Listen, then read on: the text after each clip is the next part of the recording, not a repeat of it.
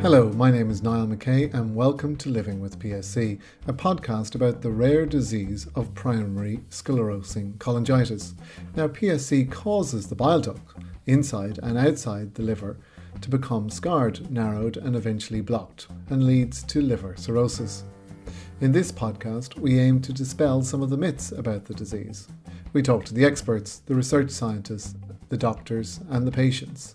Above all, we hope to shed some light on the science and research behind PSC, which is often misunderstood by both doctors and patients alike. Today we're talking to Scott B., a clinical psychologist at the Cleveland Clinic, who's going to talk to us today about living with uncertainty and PSC. Scott, thank you very much for joining us. My pleasure, Niall. So Scott, would you like to tell us just a little bit about your expertise in your field and how you help people with a disease like primary sclerosing cholangitis? Well, I work at a large medical center that sees all sorts of difficult challenges. We work with a wide variety of patients who are experiencing significant, often long-standing illness and are struggling with some of the adjustments that one has to make with those illnesses, both physically and emotionally. And so individuals with PSC fit into those spots. It's a tough, long-standing illness, not always well known to folks or caregivers, and it challenges people both with physical adjustments and with the emotional adjustments to it. Probably not going to be easier to live with a disease where you know the prognosis and a disease that you don't. You know, Niall, one thing your listeners might not know is I'm a legally blind psychologist, so I know something about living with a progressive illness, with progressive loss. I think it's important not to be struck by what you might be losing, but what you have to offer. Too often, I think we're paying attention to what's not available to us. I think folks with PSC really have to focus on what they can do, what is available, and a little bit less on what the penalties are. So in terms of the living with uncertainty, what are some of the strategies that you recommend to help people overcome the uncertainty? Well, Niall, you bring up some great points. First of all, as human beings, we are not trained well on how to live with uncertainty, and too often we get involved with our thoughts about the future. There's a estimate, I'm not sure how accurate it is, but they say 94% of what we worry about never happens, and what happens we never worry about. I think we often have a relationship with our own thoughts that's actually a bit more frightening than the realities. And I think there are other statistics, such as we spend 46% of our lives lost in thought. That's where we're going to go if we want to upset ourselves about PSC in the future. I think a much better way to live is to be grounded notoriously in the present. We need a little bit of time to plan for things that are foreseeable. But I think a good practice to start with is just mindfulness. Simple mindfulness means being aware of the present moment on purpose without judging. And that's a skill that can be developed. There are some good mindfulness recordings. There are some great mindfulness apps for smartphones and other devices that can help people learn to change the relationship they have with those scary thoughts. Most folks with PSC are going to cope with the realities of PSC. It's going to be their thoughts and the sentiments that are driven by those thoughts that challenge them more. So learning a skill to live with your thoughts a little bit better, and it's very human if a thought, creates an alarm in our brain to make that thought important. It may have nothing to do with what's really going on. So developing some good lifestyle habits and also a mindfulness practice would be a great starting point. And certainly there is some research to back up this idea that thinking positively, it actually affects the outcome. Isn't that correct? No question. It has a big effect on our brain chemistry. It can bolster immune function. That would be important for people with PSC too. You don't want to blame yourself if things aren't going well for yourself with PSC, but you want to avoid dropping into a spot where you're feeling sorry for yourself. There's just no payoff for that. Nobody can make it right for you. And I think taking your own well-being, your own emotional health seriously, and really developing skills that bolster active, effective coping and learning not to take your thoughts so seriously. I ask audiences routinely, Niall, are your thoughts important? Everybody says yes, but we have 50,000 of them every day. And so I'll ask, are all your thoughts important? Well, of course they're not. And our intentions are important thoughts, what we're going to put in motion, but so much of what goes through our head is flotsam and jetsam, debris, and it catches our attention. It takes us out of our real lives. Today is the day. We've got to live in it as deeply as we can. And that's a good insurance for the present and the future, and also helps with living with uncertainty. And Scott, like, what are some of the techniques you can use for this? Does any type of group therapy help? Is talking it out helping? Really, like if people are willing to involve themselves with support groups, that they find support groups that are truly supportive, not just centers for complaint. If people have not been to one of the PSC Partners conferences, I would really encourage them to try that out. I met so many people at the conference I attended that really had great ideas on how to live well with PSC. Beyond that, I actually favor workbooks. There are workbooks that are designed to help people develop mindfulness and acceptance-based kinds of strategies. They're available, they're inexpensive, they're very useful if you actually do the work in the workbooks. They often give you access to recordings that can help you practice other skills. We want to develop new habits, and habits take a little bit of time to develop. And if we're going to get good at the piano, we have to practice the piano. If we're going to get good at practicing living well with uncertainty or living well with a tough illness, we really ought to develop those habits. So workbooks can really help us develop those habits on our own. Groups of people who understand what you're experiencing and can offer useful, helpful suggestions, I also favor a great deal. I would stay away from, as I say, individuals who are spreading complaint. Misery loves company, but that's not particularly useful in developing good coping strategies. And, one of the things here is, like, when you're trying to develop a balance between how one is feeling and being in the moment and, experiencing sadness when you feel sadness, but not wallowing in that. How does one find a balance? I like the idea of feeling sorry for ourselves for about 5 minutes and then finding our way back to something that's a little bit more present for us.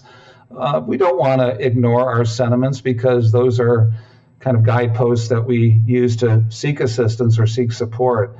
By the same token, there is very little compensation for that brand of suffering. And if we find ourselves experiencing that, we can also seek out mental health professionals who can assist us with developing some of those good skills to limit the degree to which we might wallow in it. Sometimes people can really lapse into tough emotional states, really significant depressions, and in some cases it may warrant a trip to your primary care physician or a mental health professional to talk about medications if you're really in a tough spot. With an illness like this, doctors don't know anything about it. So, is there anything we can do to encourage people to help in that process around just how the disease is managed? Boy, that's a real challenge. I want to say that I'm hopeful about our physicians of the future, because we really are teaching our young physicians to be great communicators, to create good alliances and focus on empathic communications with patients. I think if you're finding yourself with a professional who you're not making a connection with, it's good to find your way to someone else. It's like a pair of shoes. It may be told to you that it's a good pair of shoes, but if it doesn't fit, it's not going to serve you well. I think the same is true with physicians, that we need to find our way to physicians who are familiar with the condition, who are familiar with the emotions that go along with the condition, and can direct you to other specialties that often go along with PSC. You might need a great gastroenterologist or other folks that can help you with other medical problems. So some of the academic medical centers that are really great at helping with PSC are listed on the PSC Partners website. With Cleveland Clinic, I think we do a really good job at trying to treat the whole person. So try and make sure that you, if you have PSC, or the person that you care about, is being treated as a whole human being and not just as an object. And of course, we're all living with such uncertainty now, with even in terms of whether or not our health insurance covers the treatments. Yeah, we really have to be advocates for our own care, our own well-being. I would say be a student of your illness and of your medical history, so that you can communicate that succinctly to individuals who may not know. Be willing to coach medical professionals up on PSC and just what you're facing. Don't expect that everybody can know that. Sometimes I'm alarmed that people with particular medical conditions, have not studied them or become particularly astute about the condition. So if you're listening and you're experiencing PSC, really become a great student of that.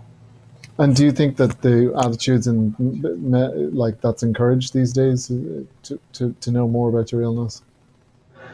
We certainly think that that's a great idea. What I think has historically been the case is we think that physicians know everything, and they do know some things, but there's a lot that's unknown, and they cannot be a student of absolutely all the nuances that go along with PSC. So the more well-equipped you are to discuss your specific concerns, diagnoses, test results, the better off you are, and you're going to get more expedient and efficient care that way. So just to recap, if you like, if somebody walks into your office and said, look, I've got this illness, what would be the steps that you would actually advise them? Like, what would you say to them? What are the steps to take?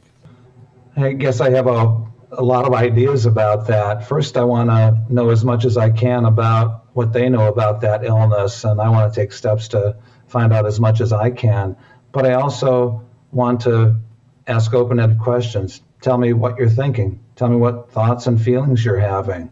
How can I offer you assistance? I want to offer partnership with you on whatever you're facing. I think not leaving a person alone in that experience, to be active in their lives, to be active in helping them seek assistance and in attending to them as fully as you can in all the aspects, and just caring about a person, asking, what can I do on your behalf? The answer may be nothing, but let me tell you, people really like to hear that question, and be a great listener. Really active listening is a wonderful gift to give. It doesn't always fix things, but it helps form an alliance that individuals that are experiencing these kinds of problems are going to need now and into the future.